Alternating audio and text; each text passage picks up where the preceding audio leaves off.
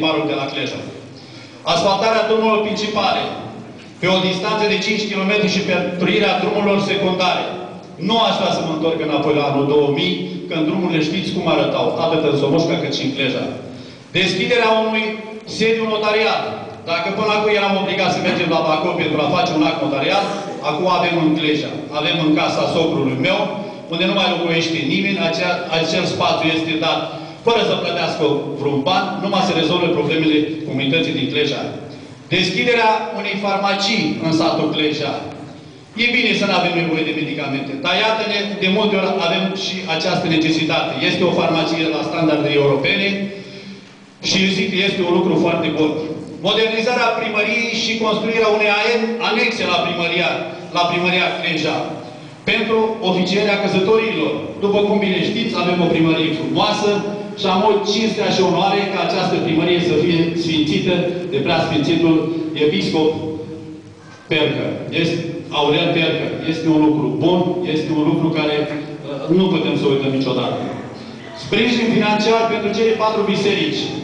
Și mă bucur că astăzi vedem această clădire frumoasă, unde, sincer să fiu, și primarul Joca a contribuit.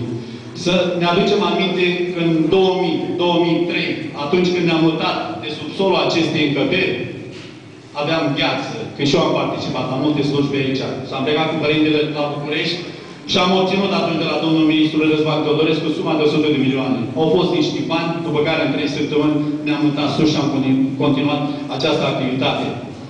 De asemenea, aș vrea să vă spun că cu ajutorul Consiliului Local și cu ajutorul domnului Benea, președintele Consiliului Județean, am ajutat financiar toate bisericile, cele 4 biserici din Comuna Cleja. La Cleja s-a rezolvat, după cum o să vedeți dumneavoastră, cu Gresii, s-a amenajat cambriuri, la Buda, dacă ați fost la Ram, ați văzut că s-a pus gemul de termopani, aceeași treabă și la Valea Mică s-au făcut interioarele, asemenea și părintele zilele astea a primit o sumă de bani la care, după cum am înțeles de la părintele Paroc, Consiliul Parochial și dumneavoastră v-ați orientat ca să punem o serie de geamuri de la această biserică. Este un lucru bun. De asemenea, vreau să vă aduc la cunoștință că în perioada mea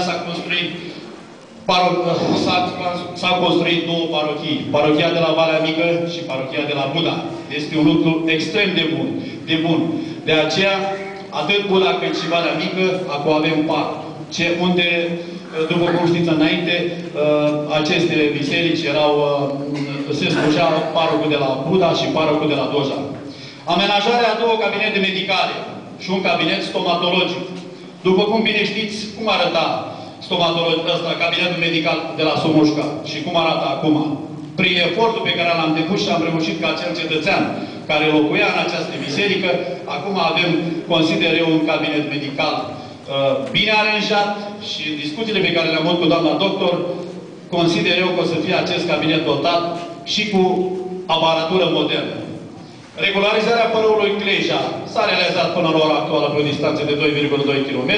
Este proiectul făcut și în continuare vom rezolva și problema regularizării părâului. Curățenii și spirit gospodăresc în toată comuna, atât iarna cât și vara. Cred că niciodată nu m-am dat în lături dacă am reușit să intru cu dilajele în comuna Cleja, Valea Mică, tot timpul am intrat și în Somoșca pentru ca dumneavoastră să puteți circula. Toate aceste frumoase lucruri s-au realizat datorită unor proiecte care au fost depuse la timp cu ajutorul Consiliului Local, precum și datorită sprijinului primit din partea Consiliului Județean în persoana domnului președinte Dragoș Benea.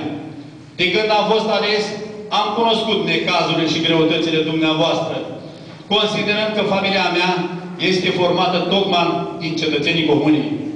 Familia mea ați fost dumneavoastră, cele 6.900 de suflete, cărora le-am răspuns la solicitările la orice oră, de noapte sau de zi.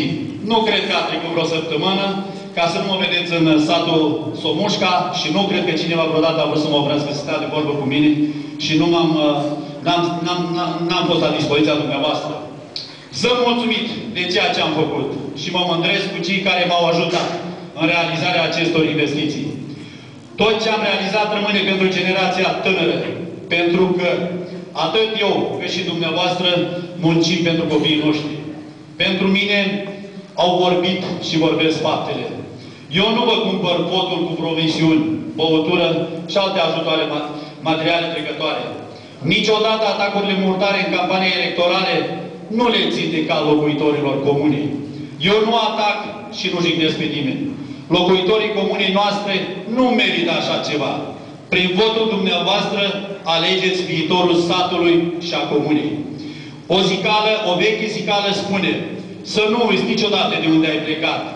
Să te uiți în urmă și dacă ești mulțumit de ceea ce ai făcut, continuă.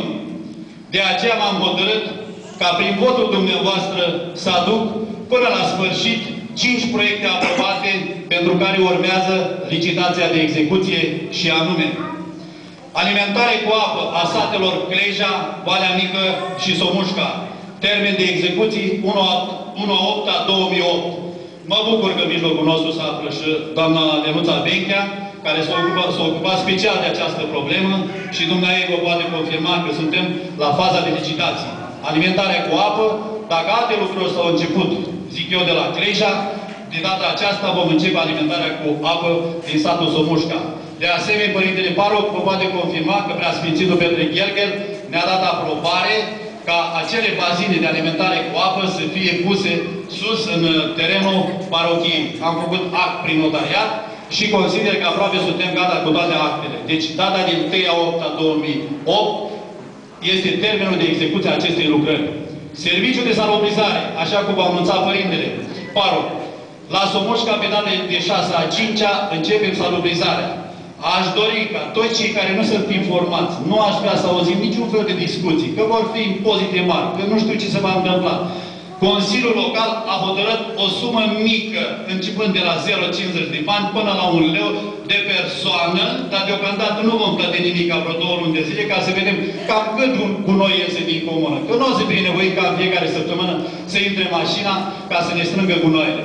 O să fie, cred că, la 2 săptămâni, sau probabil de 2 ori pe lună, având în vedere că nu mai avem voie să depozităm gunoaiele în altă parte. V-aș ruga cei care aveți cocini, cei care aveți, eu știu, mai multe materiale, deocamdată să încercați într-o săptămână, 2, să ne ducem chiar sus, acolo unde încă mai este groapa asta de gunoi. Că pe urmă o să ne închidă de tot și nu o să avem unde ducem. Canalizarea comunei. Avem proiecte, toate proiectele făcute. Acum suntem la avize și consider că termenul de 1/10/2008, când toată comuna va avea canalizare. Continuarea regularizării părâului Cleja, termen 1/10/2008. Deci proiectele sunt și vrem să continuăm această lucrare pentru că avem mari probleme în legătură cu albia părâului de la Cleja. Petruirea tuturor ulițelor și asfaltarea drumurilor principale, termen de execuții 1/8/2008. Pentru satul Somușca vreau să vă anunț aici din această încăpere că avem imediat, până pe data de 1/8/2008, avem 3 străzi de asfaltat. Și pentru aceste străzi nu aș vrea ca să cheltui bani. Avem strada de la Budău Anton, care se cheamă 200 de metri până în capăt. Avem strada de la Patrașcu, de la Patraș Gheorghe, care urcă în sus pe la Ghebeș. Și avem strada de la Troița de aici, din spatele parohiei, care urcă în curtea școlii.